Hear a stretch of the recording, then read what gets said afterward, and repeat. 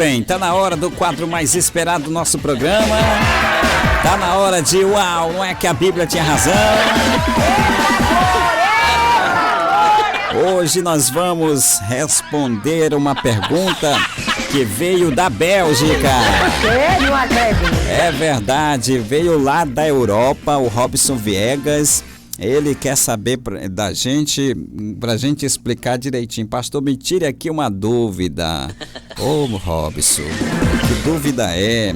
Pastor, em Mateus capítulo 17, versículos 1 e 2 e Marcos capítulo 9, versículo 2, garantem que 6 dias depois Jesus pronunciou certas palavras, tomou consigo a Pedro, Tiago e João e os levou a sós à parte, a um alto monte, e foi transfigurado diante deles, né? Mas o problema é que em Lucas capítulo 9, versículo 28 e 29, garantem pela mesma inspiração que isto ocorreu cerca de 8 dias depois, dando uma diferença de quase 2 dias. O quê? Não acredito. Eita, meu amigo Robson, agora tu me meteu numa saia justa. Meu Jesus do céu, como é que eu vou explicar esse negócio? Ai, cada bomba dessa vez veio da Bélgica. Em Bruxelas, na Bélgica. Olha só, gente. Os inimigos da palavra, eles dizem como acreditar em um livro assim, né? Em que nem os seus autores se entendem entre si, né? O quê? Não acredito. Os inimigos da palavra vão dizer isso.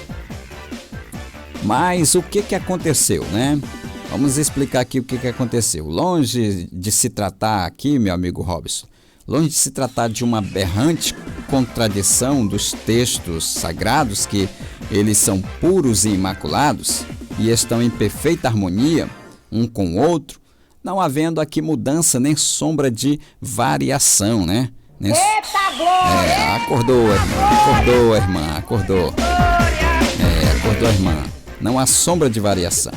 Deixa eu explicar aqui direitinho. Cala a boca, risadinha, deixa eu explicar direitinho aqui.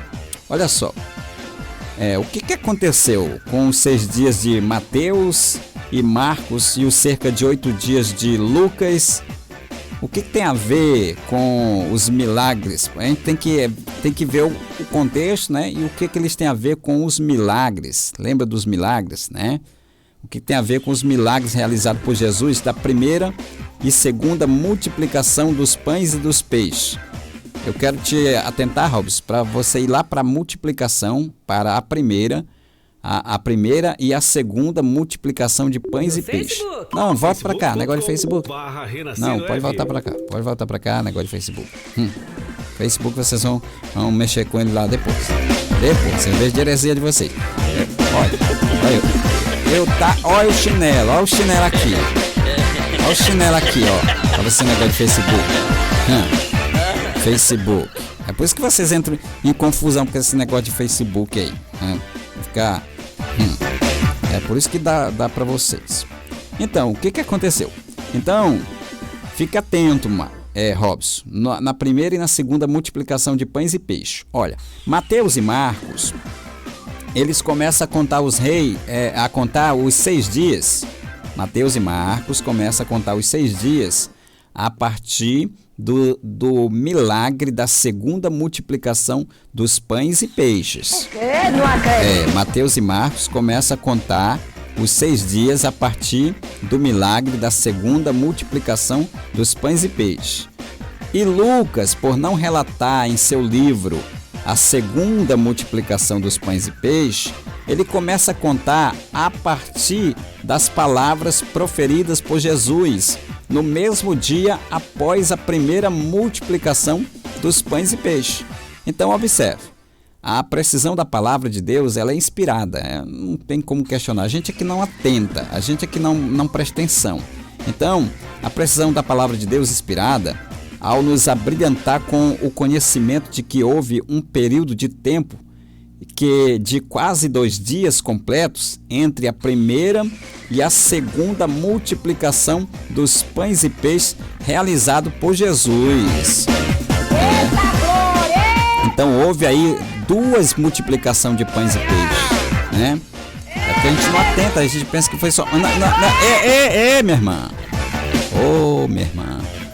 Cadê o chazinho? Ah, dá aí pra ela. Toma aqui um chazinho.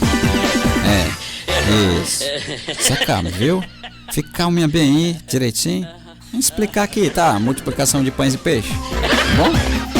Combinado assim? Bacana? Legal. Então vamos lá. Então, a gente não atenta para isso porque houve 2 multiplicações de pães e peixes, né? Então, aí houve um período de tempo de quase 2 dias completos entre a primeira e a segunda multiplicação dos pães e peixes realizado por Jesus. Também a inspiração usou dos 6 dias de Mateus e Marcos e os cerca de 8 dias de Lucas para sabermos com isso que a gente descobrir ali o nome do Alto Monte, né? Do Alto Monte, o lugar de fato onde o Senhor Jesus foi transfigurado, porque também há uma confusão entre o nome desse monte. O nome desse monte, que monte era? Que monte foi que Jesus foi transfigurado? Ah, foi Monte Tabor, Monte Herbo, Tabor, né? Monte Sinai. Não. Nesse mesmo estudo a gente acaba descobrindo que quase que sem querer, né, o nome do monte em que Jesus subiu e foi transfigurado com os seus diante de seus 3 apóstolos, né? O quê? Não acredito. É verdade.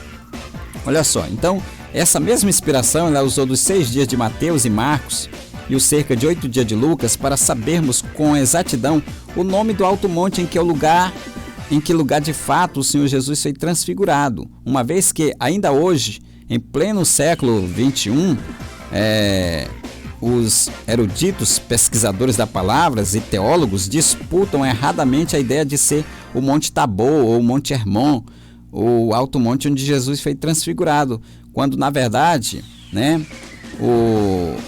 esse monte é o Monte Sião.